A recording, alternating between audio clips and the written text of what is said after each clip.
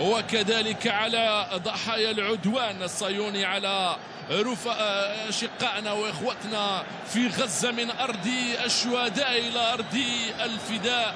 دامت القدس عاصمة فلسطين الأبية. بعد لحظات سينطلق الحوار على المستطيل الأخضر بعد أن انطلق منذ دقائق على المدرجات، وهي التشكيلة التي يدخل بها فريق مولودية الجزائر على اعتبار اليوم أنه ضيف على اتحاد العاصمة. أسامة ليتيم يعود إلى عارينه بعد 3 مباريات ابتعد عنها. حليمية رضا، موالي حمزة بالعمري، جمال عبد الله، أيوب توكي، بدر الدين، في تعويض بن خماسة، زوقرانا، محمد طاهر، فتح الله، نعيجي، زكريا، بلايلي، يوسف، وبايزيد سفيان. تشكيلة المدرب باتريس بوميل. أما اتحاد العاصمة فيدخل بالتشكيلات المرسومة أمامكم: بن بوط، أسامة في حراسة المرمى، سعدي أردواني، دهيري، عليلات، آدم بلعيد، زين الدين، أسامة الشيتا، مبارك عمر، بن زازا إبراهيم، كانوا عبد الله، بالقاسم إسماعيل، أوريبوني، تومي سونغ. وانطلقت المباراة اللحظة لمصلحة اتحاد العاصمة. البداية بالتمريرات القصيرة وجس النبض بين عليلات وبلعيد، وأمامهما شيتا. طبعا ثلاثي تحكيم هذه المباراة، ثلاثي تحكيم دولي يقوده مصطفى غربال، وكذلك غراري مقران وعباس زرهوني. هذا الثلاثي مطالب بالتألق مثل ما يتألقون إفريقيا، خاصة وأنها آخر مباراة لهم قبل التنقل إلى كوت ديفوار للمشاركة في التحكيم على مباريات الكان. أولى البدايات، أولى الأحاديث مع عبد الله أيوب، يلعب ضد فريقه السابق، الفريق الذي تعلم معه أبجديات الكرة. اليوم يدافع على ألوان المولودية ولو أنه انهزم الموسم الماضي. هذا هو غاريدو، مدرب اتحاد الجزائر المنبهر والذي لم يصدق ربما لا يشاهده إلى غاية اللحظة. هذه الكرة الطويلة مباشرة إلى التماس. بالقسمي يلعب على الجهة اليسرى من هجوم اتحاد العاصمة. تومي سونغ، أوريبوني يلعب رأس حربة، وكانو يلعب على الجهة اليمنى من الهجوم. في الوسط الكرة لمصلحة اتحاد العاصمة لكانو على الجهة اليمنى، يلعب بسرعة مع تومي سونغ لبالقاسمي، يتدخل الدفاع عن طريق جمال الدين بالعمري. مسترجع الكرة مباشرة لمن؟ لزكريا نعيجي، يتحصل على هذه المخالفة. ثاني هداف في المولودية، 7 أهداف، قوة هادئة زكريا نعيجي. جمال الدين بالعمري وخبرة السنين وثقافة الأيام طبعا يلعب هذه المباراة رفقة يوسف بلايلي الذي ستسلط عليه الأنظار من هناك في الجهة اليسرى من هجوم المولودية. مسترجعة للجهة اليمنى، يوجد رضا حليمية، تمر الكرات لطاهر فتح الله. طاهر فتح الله يفضل يفتح اللعب مع أيوب عبد اللوي. أيوب عبد اللوي، تدخل الكرة ليوسف بلايلي، تمر الكرات مع زوقرانا، تعود من هناك على الجهة اليسرى والتدخل على يوسف. البداية بالتدخل على يوسف. ماذا أراد أن يمرر كانو من خلال هذا التدخل هنا؟ كانوا طبعا خطأ واضح على يوسف بلايلي. كانوا أحسن قرار بالنسبة لحكم المباراة طبعا، لأنه التدخل كان واضح مع هذه البداية في مباراة بأرقام وإحصائيات كبيرة. مولودية الجزائر متصدرة الترتيب ب27 نقطة. خط هجوم المولودية طوفان هذا الموسم. الكرة من بلايلي، يلعب مع نعيجي، زكريا وبايزيد في المقدمة. من هناك دائما تقطع من سعدي أردواني، تعود إلى توكي وزوقرانا. مسترجع الكرة بإحكام لرضا حليمية على الجهة اليمنى. طاهر فتح الله يتقدم، جميلة هذه يطلبها بايزيد ولكنها مسترجعة من بالقاسمي، تعود له بالقاسمي على مرتين من الظهير دهيري. في الوسط يتدخل جمال الدين بالعمري، باتجاه الامام. بايزيد خداها سفيان بايزيد، التغطيه الدفاعيه عليه. حكم المباراه ترفع الرايه على بايزيد من امام عليلات ادم.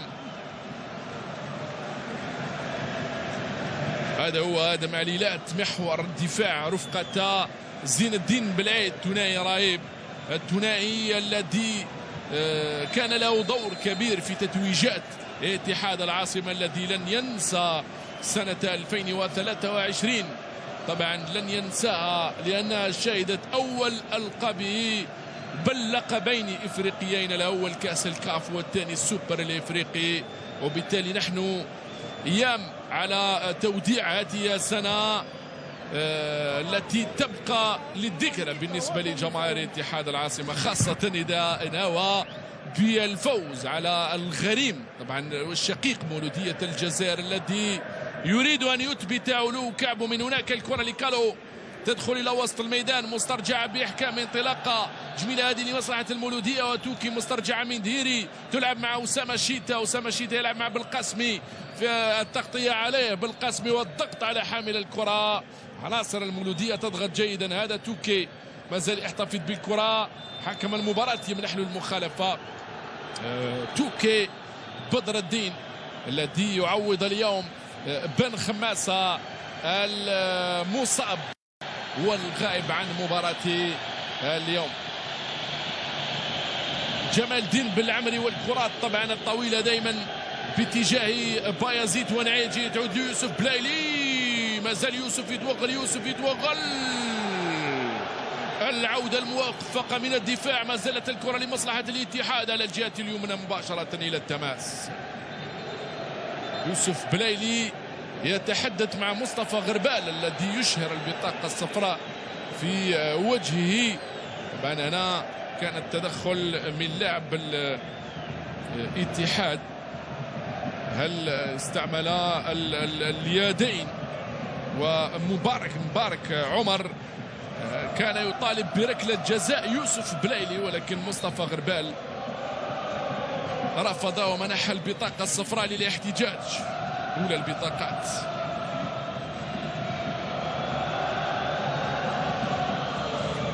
هذا هو يوسف بلايلي الذي سيكون تحت أنظار المدرب الوطني جمال بلماضي، شأن العديد من اللاعبين، هكذا قال جمال بلماضي قبل أن يكشف عن قائمته التي تشارك في كان كوت ديفوار مطلع السنة المقبلة. هؤلاء اللاعبين الفريق الوطني كله يعني حاضر، رامي بن سبعيني والكل من التحق بمركز سيدي موسى حاضر لمتابعة أطوار هذا الدربي الذي يسمعون عليه الكثير، خاصة اللاعبين الذين ينشطون في مختلف البطولات هناك، ولكنهم اليوم يحضرون هذه الأجواء الخرافية وسيؤكدون. هذا هو جمال بلماضي رفقة المدرب المساعد طبعا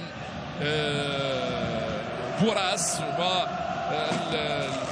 ويتابع أجواء الدربي الذي لم ينطلق فعليا، ما زال 8 دقائق لعب، الأمور منحصرة والأمور مغلوقة والأمور فيها التخوف.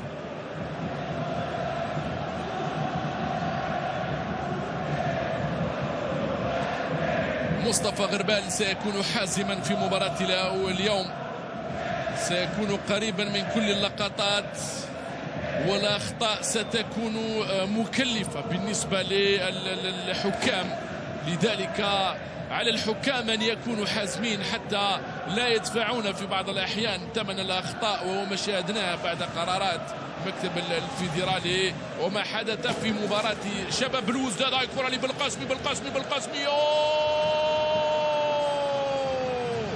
ضاعت أولى الكرات على تومي سانغو ريبوني، بالقاسمي توغل، بالقاسمي انطلق وهرب، كاد اتحاد العاصمة الكرة كانت في الدار هنا بالخطأ من أيوب عبد الله، واستثمرها جيدا ولكنها لم يصل عليها لا كانو ولا أوريبوني في أولى المحاولات، في الوقت الذي قلنا بأنه التهديد لم يبدأ بعد بين الفريقين. هنا بالقاسم يرفع رأسه بطريقة ممتازة، كانوا في الأولى وأوريبوني في الثانية، ولكنها مرت أول تهديد حقيقي. حتى المدافع لم يريد ارتكاب المخالفة وضربة الجزاء. هيا الصورة واضحة هنا مرفوعة. انطلاق في مرتدة من هناك. يوسف بلايلي الذي يلعب هذا الديربي هذه المرة بقميص المولودية بعد أن لعبه بقميص الاتحاد موسم 2014-2015. هنا يوسف، هنا التدخل عليه من مبارك عمر الذي يعوض هو الآخر من ريلي العائد من الإصابة. شارك في المباراة الأخيرة بميدان فيوتشر المصري. أنا عاد اتحاد العاصمة بالتعادل وحسم أمر التأهل تقريبا. الآن يبحث عن المركز الأول. وسيلة بداية تبدو بأنها قوية بين الفريق. قوية مباراة كيكون فيها كيكثر فيها السسبنس اليوم، لكن النتيجة راح تكون حتما مباراة جميلة جدا وشيقة جدا اليوم. نظن راح يكون هذا من أجمل الدربيات اللي شفناها من 115 دربي بين مولودية الجزائر واتحاد العاصمة. جمالية الصورة تأتيكم من مدرجات ملعب 5 جويلية بين أنصار المولودية وأنصار الاتحاد. أنصار الاتحاد شعارهم شفت بعيني وعايش كل حكاية، أما شعار أنصار المولودية فتعرفونه جيدا. تعرفون شعار المولودية وتلك الأغنية التي يرددها أنصار هذا الكيان العريق الذي تأسس سنة 31. على فكرة هي الإعادة للخطأ الذي كاد يتسبب بالهدف الأول. جمهور كبير طبعا في رأسه قاعدة كائن مولودية والوالدة، هكذا يتغنى أنصار المولودية الذين ربما أول ديربي بين الفريقين كانت سنة 1940. نعم، وكان لمصلحة المولودية ب4 مقابل هدف. طبعا بعد الاستقلال كان الديربي الأول في إطار البطولة الوطنية وانتهى لمصلحة اتحاد العاصمة ب3 مقابل 0 كأول لقب. العديد من الألقاب موجودة على أرضية الميدان. 8 بطولات للاتحاد، 7 للمولودية، 8 كؤوس للاتحاد و8 للمولودية. كأس أفرو أو كأس إفريقية للأندية البطلة للمولودية و2 للاتحاد، واحدة كأس الكاف وأخرى كأس السوبر،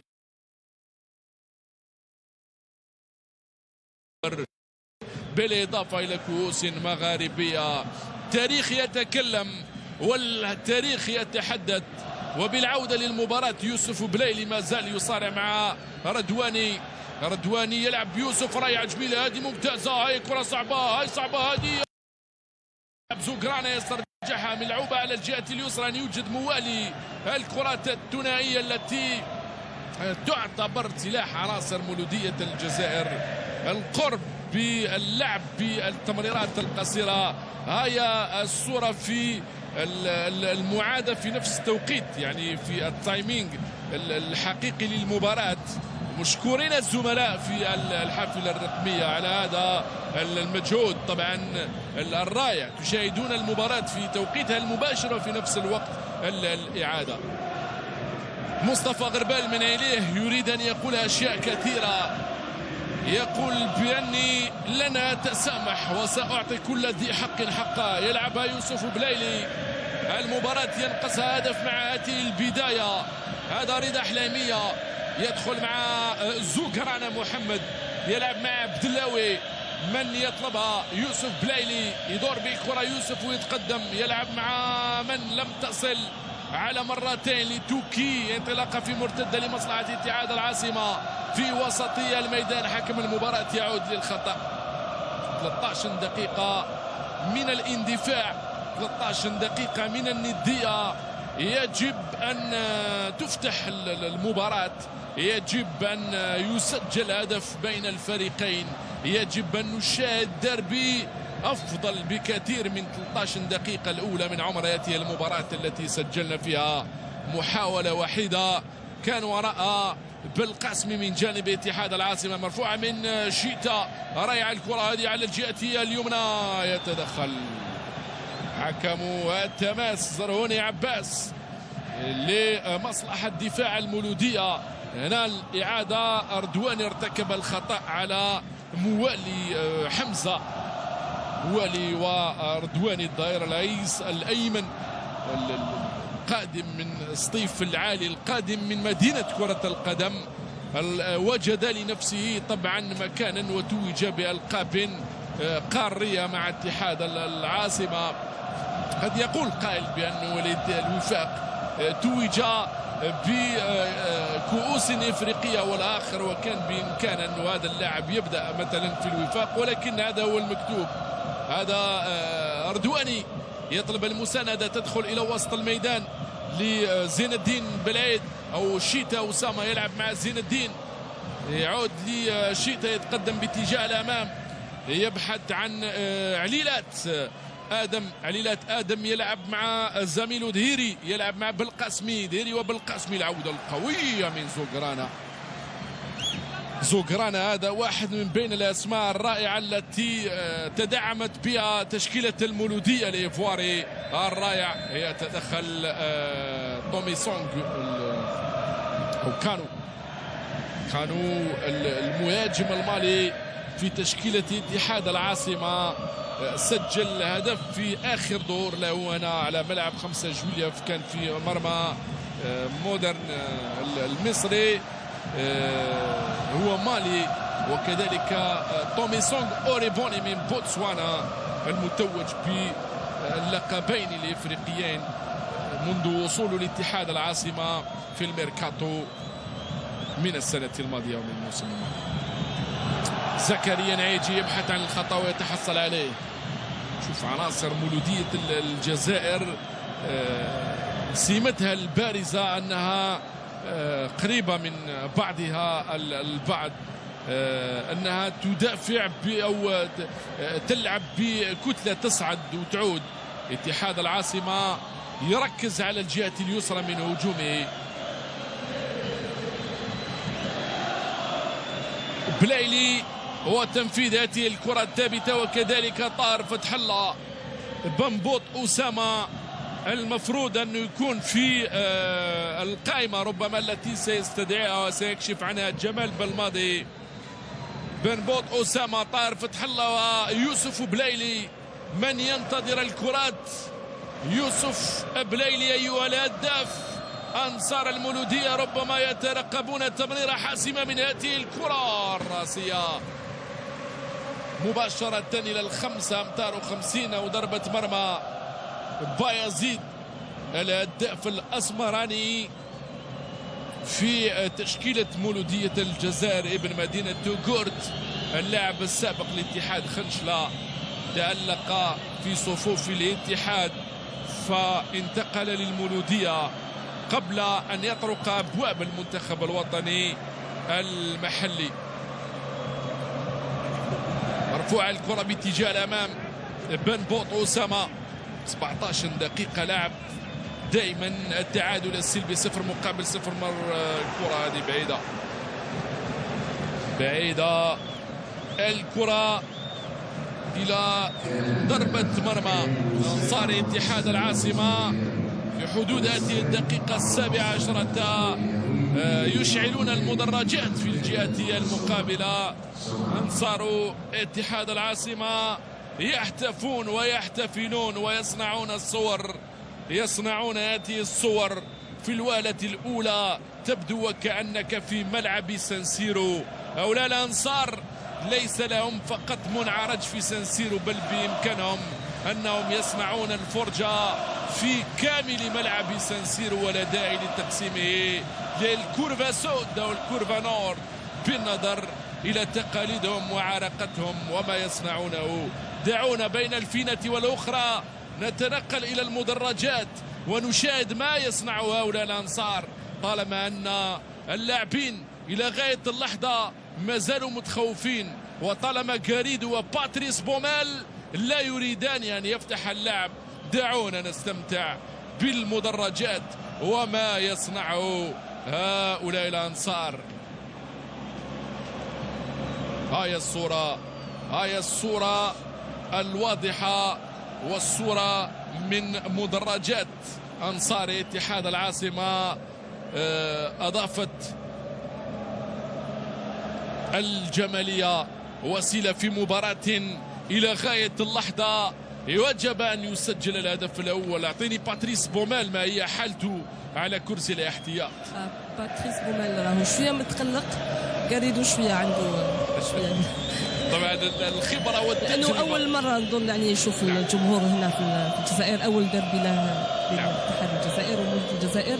فقط حبيت نقول لك انه اليوم لحد الان في هذه 19 دقيقه لعب الجمهور هو اللي راهو يسجل اهداف لحد الان. اكيد سجل اهداف كثيره واهداف عديده وصور رائعه سيخلدها التاريخ مثل الدربيات الاخرى. على فكره في 115 مباراه المولوديه فازت في 43 مباراه، فاز الاتحاد في 32 مباراه، 39 مباراة انتهت بالتعادل، 136 هدف سجله المولودية أو سجلتها المولودية، 123 لاتحاد العاصمة. من سيكون الهداف رقم 124 بالنسبة لاتحاد العاصمة والمولودية؟ الهدف رقم 137 هذا بالقاسمي. يتدخل توكي ويرتكب المخالفة على بالقاسمي الذي قلنا بأنه أخطر عنصر.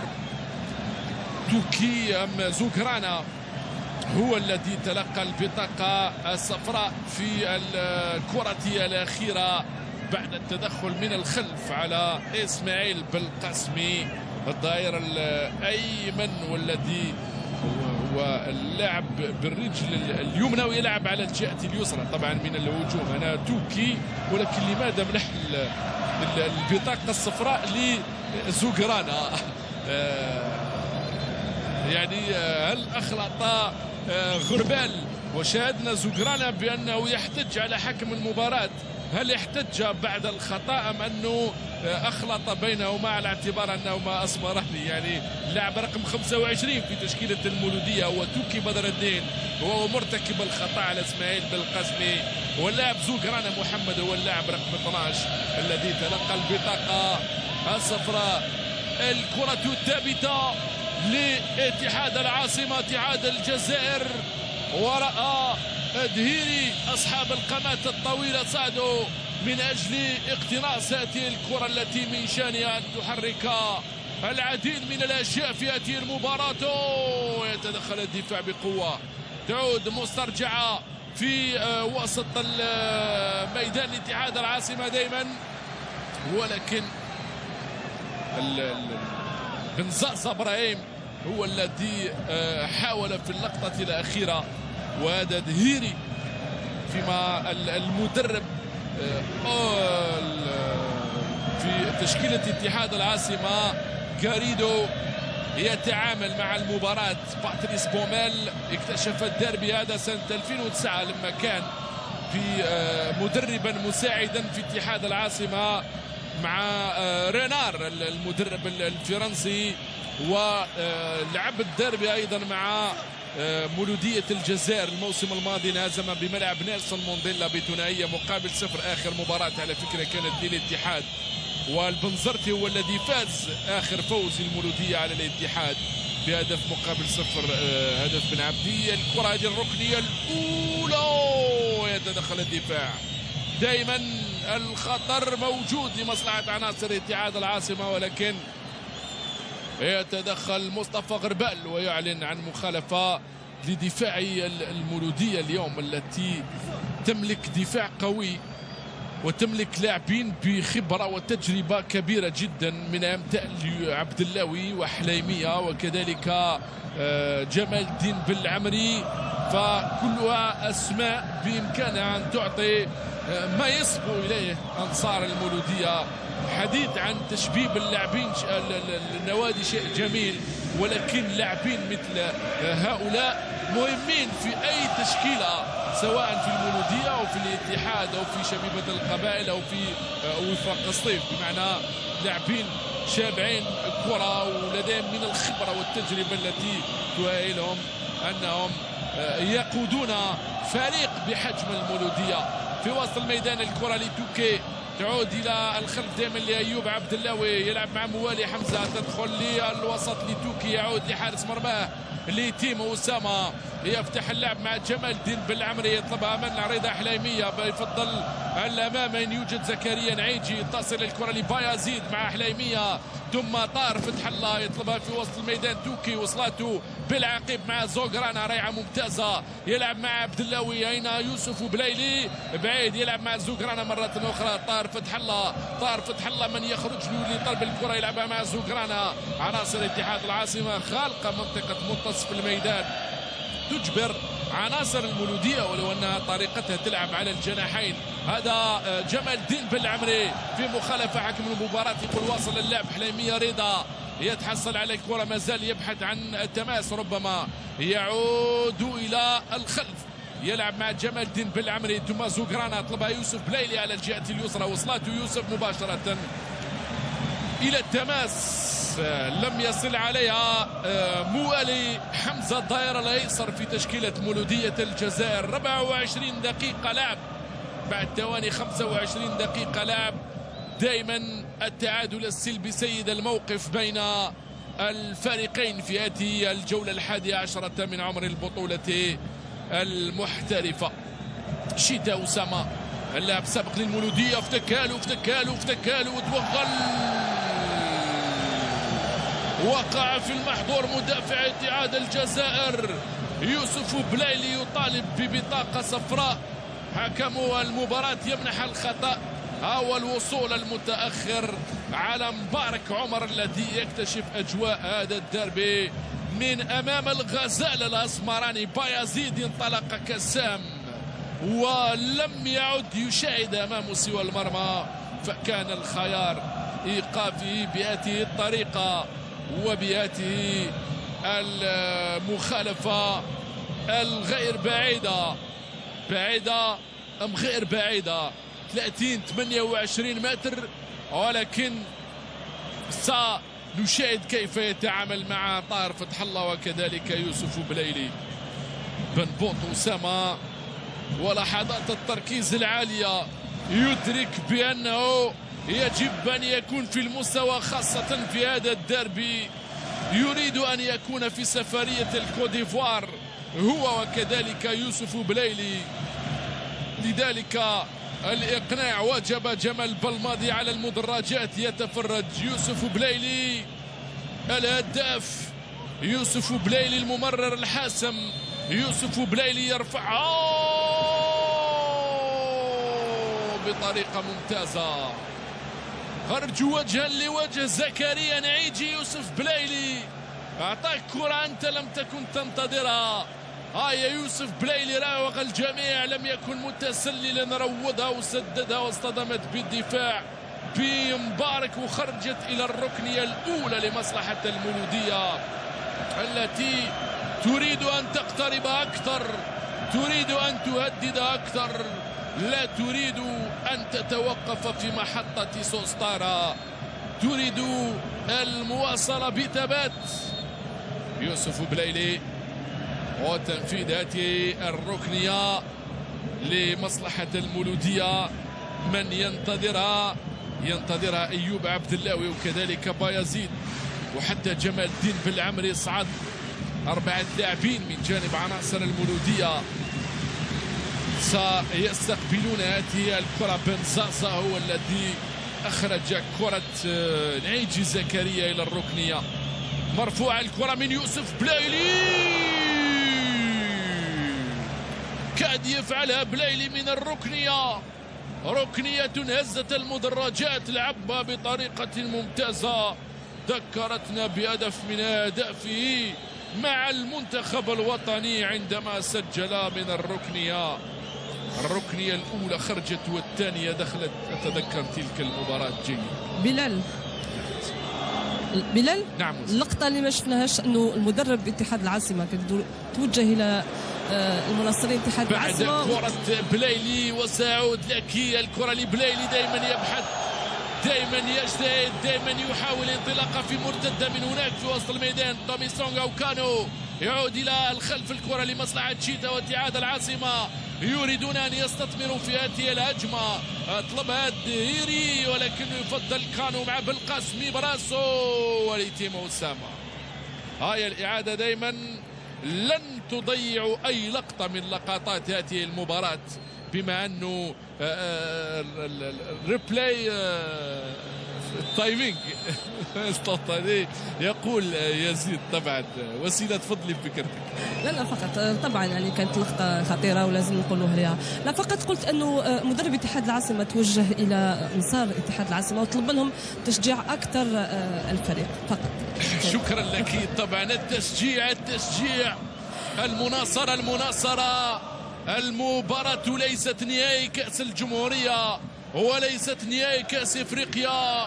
هذا هو مطرب انصار اتحاد العاصمة المرحوم الحاج الهاشمي قروابي، من تغنى بألوان اتحاد العاصمة لسنوات وسنوات.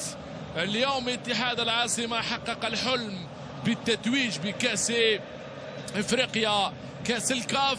هو مرشح بقوة للحفاظ على لقبه. لما نتحدث عن التاريخ وجب أن نتذكر سنة 76، سنة التتويجات، أول تتويج للنوادي الجزائرية، وكان من نصيب المولودية في تلك المباراة التاريخية بثلاثية مقابل 0. المولودية فتحت الأبواب لباقي النوادي، ثلاثها الشبيبة، فالوفاق، فاتحاد العاصمة، وباقي النوادي التي لعبت النهائيات على غرار مولودية بجاية، مولودية واران، كذلك نصر حسين داي، وكذلك اتحاد العاصمة. فالمسألة مسألة تاريخ وثقافة، والكرة لمصلحة اتحاد العاصمة. راح كانوا بقوة دفاع، عناصر دفاع اتحاد العاصمة وهجومها اليوم ستتعب كثيرا أمام مدافعين متلاحمين، أمام مدافعين متقاربين يقودهم جمال الدين بالعمري، وكذلك هؤلاء اللاعبين أو المدافعين سيتعبون مع مهاجمين رائعين من جانب اتحاد العاصمة. باتريس بوميل المدرب الفرنسي في تشكيلة مولودية الجزائر يعيش أحلى أيامه مع المولودية. نعم هو محظوظ لأنه يشرف على نادي الشعب، نادي المولودية الشعبية الإسلامية، بصور رائعة نشاهدها في كل جولة على ملعب 5 جويلية. هذا يضاف، هذا يجب أن نقول بأنه إضافة للبطولة الوطنية.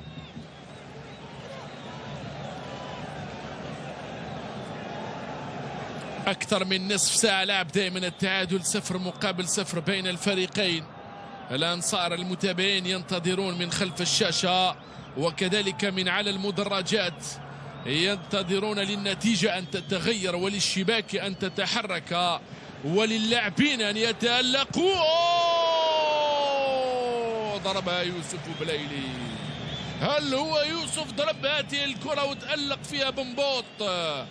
ما زالت الكرة لمصلحة دفاع المولودية. طبعا يوسف بلايلي وراء الكرة الخطيرة الأخيرة التي تألق فيها بنبوط. هاي الإعادة من حال جمال الدين بالعمري، خطأ من بن زازا على الطائر بقوة، ولكن بنبوط تألق. رضواني لم يصل على الكرة والتغطية لم تكن من بعيد زين الدين، وبالتالي أولى التهديدات الحقيقية من جانب المولودية في هذه المباراة. في الوسط من بايزيد الصراعات الثنائية تعود على الجهة اليسرى، تخرج إلى التماس. بنزازا يطالب بالبطاقة الصفراء، ربما يقول بأنه كان اعتداء بالمرفق عليه من قبل لاعب المولودية زوغرانا. هنا أوقف بنزازا من الانطلاق على الجهة اليسرى. نعم قدم له يده ولكن في بطاقة صفراء أخرى لغاريدو مدرب اتحاد الجزائر. دي احتج ربما لأنه زوغرانا عنده بطاقة صفراء، بالتالي حكم المباراة هو العارف بشؤونه كيف يسير أطوار المباراة. آدم عليلات مرفوعة باتجاه كانو وتومي سونغ، يتدخل الدفاع دائما لمصلحة كانو. تسديدة من الكرة الثانية وأسامة ليتيم في المكان المناسب. طويلة من أسامة ليتيم، البحث عن يوسف بلايلي مباشرة. الكرات لما تأتي عند أسامة ليتيم البحث عن انطلاقات يوسف بلايلي بالكرات الطويلة. هذا القائد بالعيد في الوسط. دائما الصراعات، دائما المحاولات الندية. يوسف بلايلي جو لاعبين، يوسف يراوغ الأول وحكم المباراة يمنح له المخالفة. هنا التسديدة الثانية من الكرة الثانية وليتيم في المكان المناسب انقض على الكرة. ليتيم على فكرة يعود لعاريني عن ديربي هذا لعب كنهائي كأس الجمهورية في 5 مرات سنوات 71 73 و2006 و2007 كلها كانت لمصلحة المولودية، و2013 لمصلحة اتحاد الجزائر. أسرع هدف في الديربي سجل في 24 فبراير 2018 من توقيع أسامة درفلو لاعب الشباب الحالي، كان ذلك في الثانية 24. أسامة بنبوط يدرك بأن الكرات الثابتة صعبة، ويدرك بأن الكرة بإمكانه حتى المدافع يغالط حارس مرمى.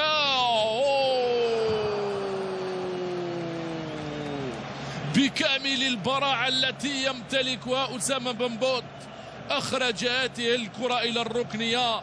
يوسف بلايلي كراته الثابتة مليمترية، وكراته الثابتة صعبة وخطيرة، وكراته الثابتة دائما ما تخلق حالة الطوارئ. يتركها لطاهر فتح الله. هذه الركنية فيها التنفيذ أو التنفيذات من طاهر فتح الله. تعود الكرة الثانية بين زوغرانا، انطلاقة في هجمة مرتدة. الحكم يتدخل مرة أخرى، يفضل النزاعات. ما رأيكم في الديربي على أرضية الميدان؟ ما رأيكم في أداء اللاعبين على أرضية الميدان؟ الديربي يلعب بالحسابات، الديربي يلعب بحذر. الديربي هي كرة يوسف بلايلي وتألق بنبوط أسامة الذي يبعد الكرة إلى الركنية. الهيري أو آدم عليلات، كرة لطاهر فتح الله حاكم المباراة يمنح له. العديد من الأخطاء أعلن عنها الحكم مصطفى غربال بهذا الديربي منذ انطلاقته في حدود الدقيقة 37. كلها يعني تقديم الرجل على طاهر فتح الله من آدم عليلات.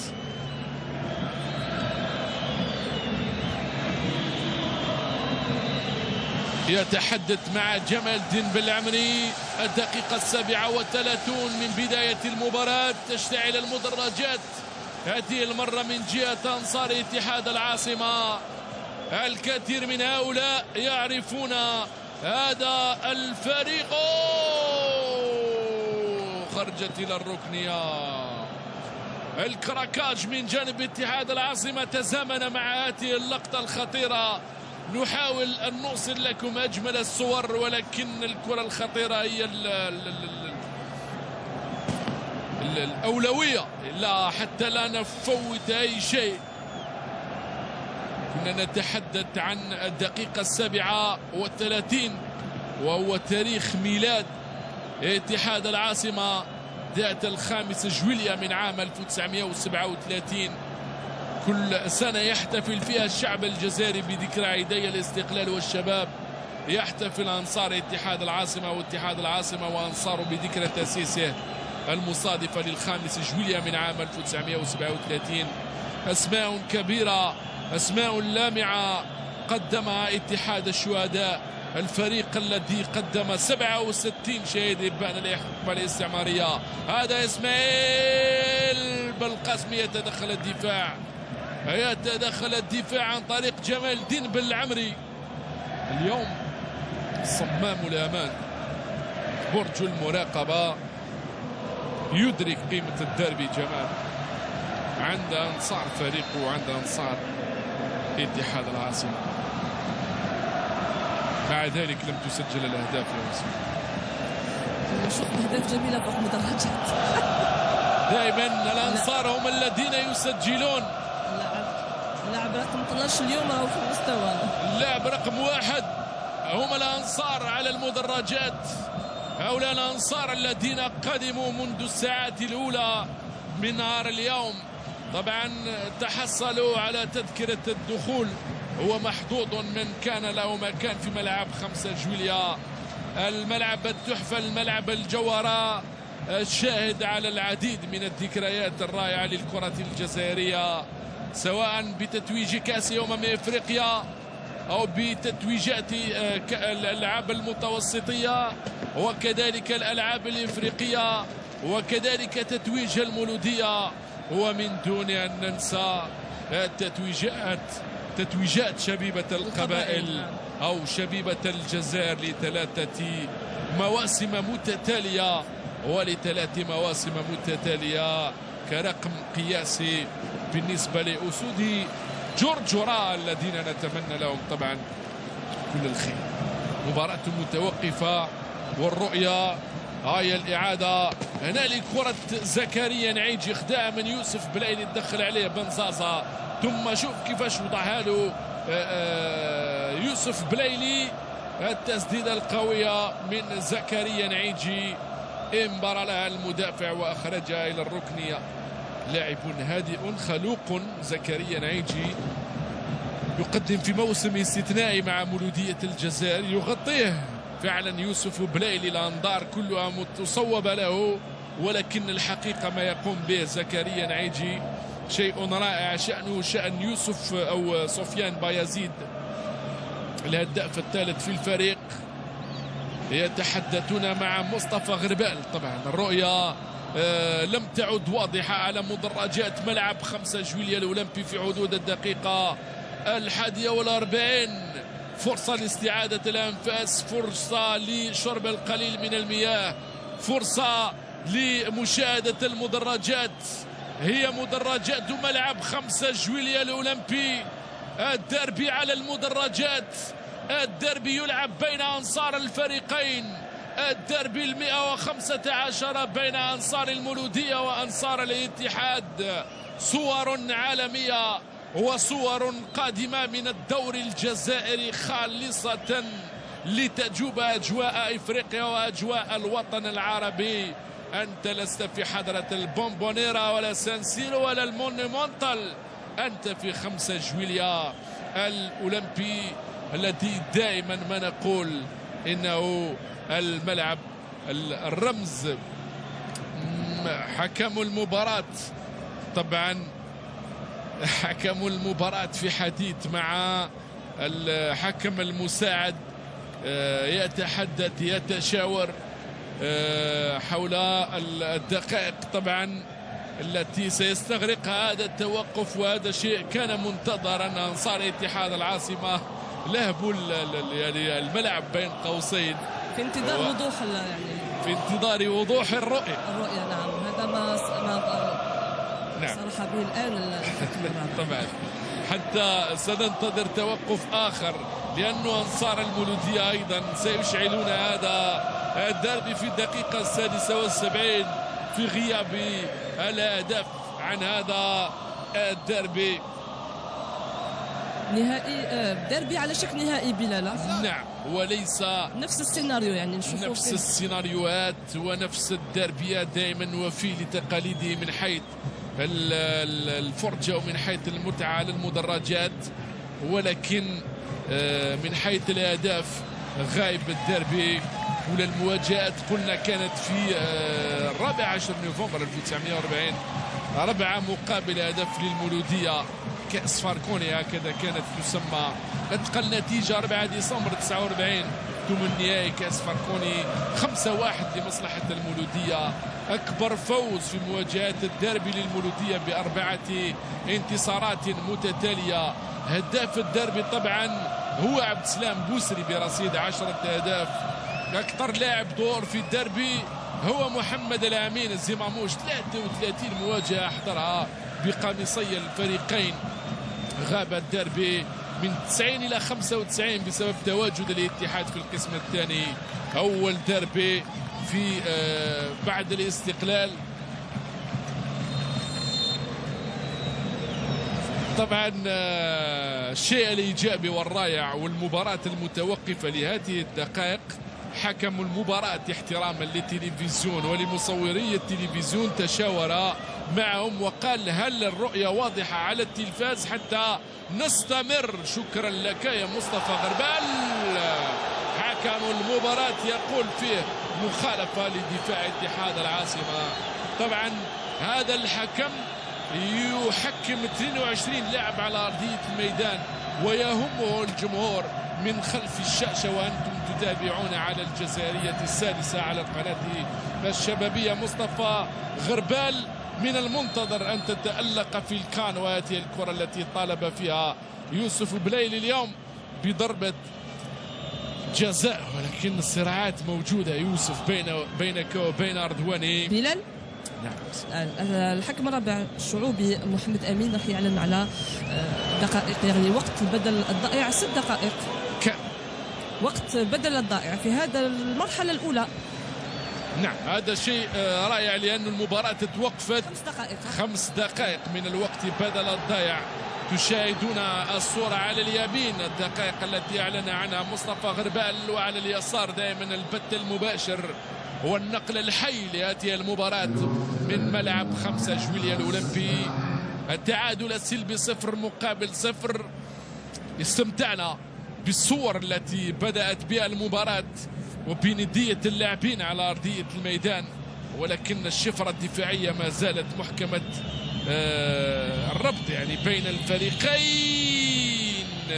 كرة من بلقاسمي مباشرة إلى دفاع المولودية. زوغرانا يعود دائما كمسترجع للكرات وكحامل للكرة على المدافعين. بلقاسمي اليوم كانت حكاياته كثيرة. إبراهيم بنزازا الدربي يجب أن نقول بصراحة بأنه لم يرقى إلى المستوى الذي كان منتظر منه في الشوط الأول، في مباراة محكمة الغلق، في مباراة لم نشاهد فيها الفرص الخطيرة ولم نشاهد فيها فتح اللعب. تخوف من المدربين ومن اللاعبين على أرضية الميدان. هذا الدربي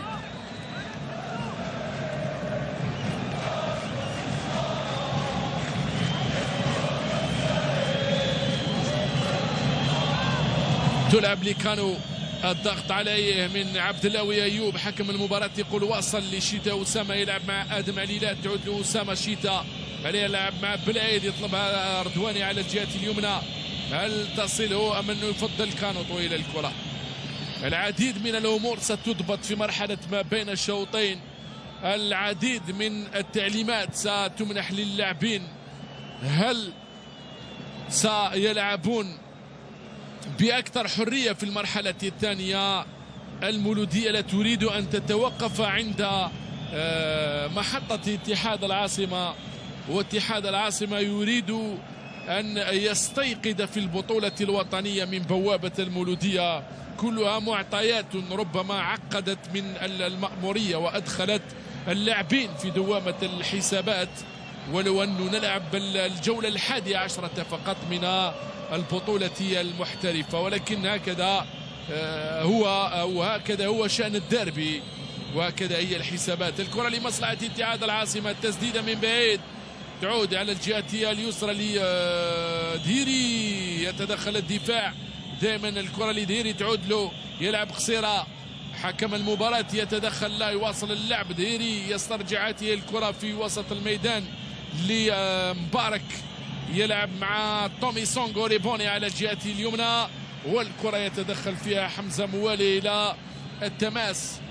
أردواني والتماس يلعب بسرعة. الكرة الثانية حكم المباراة يتدخل، أعلن عن أخطاء كثيرة في هذه المرحلة الأولى التي لم يعد يفصلنا عن نهايتها سوى القليل، دقيقة ونصف من الوقت بدل الضائع الذي أعلن عنه مصطفى غربال والمقدر ب5 دقائق.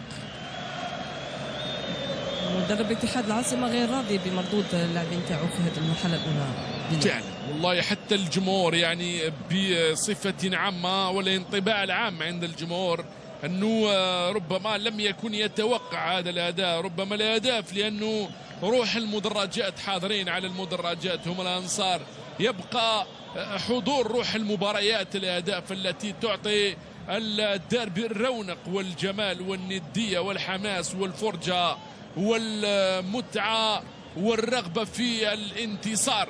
اللعب من أجل الفوز، كرة القدم تلعب من أجل تسجيل الأهداف. يقال بأنه إن كنت تريد أن تفوز بالمباريات يجب أن يكون عندك أقوى الهجوم وأقوى المهاجمين، وإن كنت تريد أن تفوز بالبطولات عليك أن تحوز أقوى الدفاع. ويبدو بأنه باتريس بوميل حافظ هذه الكرة أو هذه القاعدة، التسديدة بقوة وبنبوط يمنع هدف محقق لمصلحة مولودية الجزائر بعد الكرة التي أخذها بنبوط. رفع يده وقال بأنه كان متسلل ببضع سنتيمترات أمام جوراري مقران.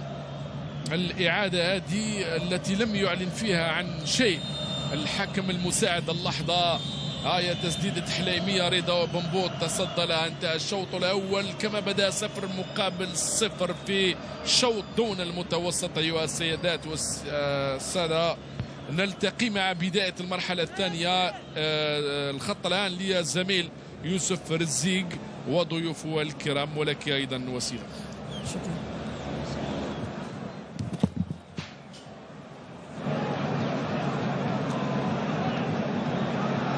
المحترفة لكرة القدم موبيليس، معا نصنع المستقبل.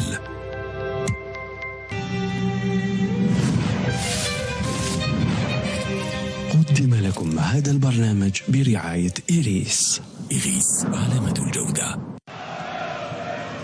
قدم لكم هذا البرنامج برعاية شيري.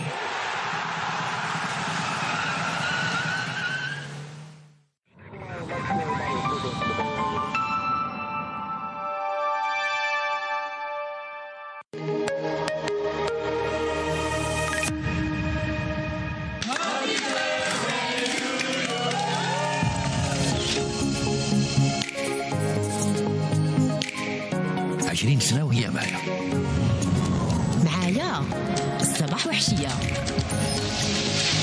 معاها مكونيكتي بزاف وديما. هابي بيرثداي موبيليس، اهدر وكونيكتي مع 20. معكم موبيليس تحتفل بسنة 20 وجابت لكم 20 الهضرة واسماس غير محدودة لقوى كل الشبكات و80 جيجا انترنت صالح 30 يوم ب 2000 دينار برك. مع 20 اهدر وكونيكتي. موبيليس، معا نصنع المستقبل.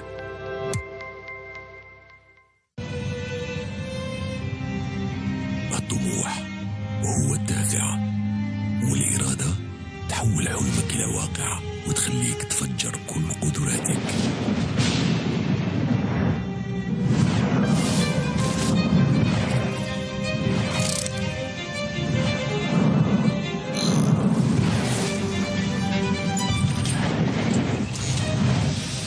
وتنور لك طريقك بأحسن الصور والألوان. كل هذا يخليك تختار ديما الأفضل. إيريس جوجل تيفي كولاد، الأول في الجزائر. إيريس علامة الجودة.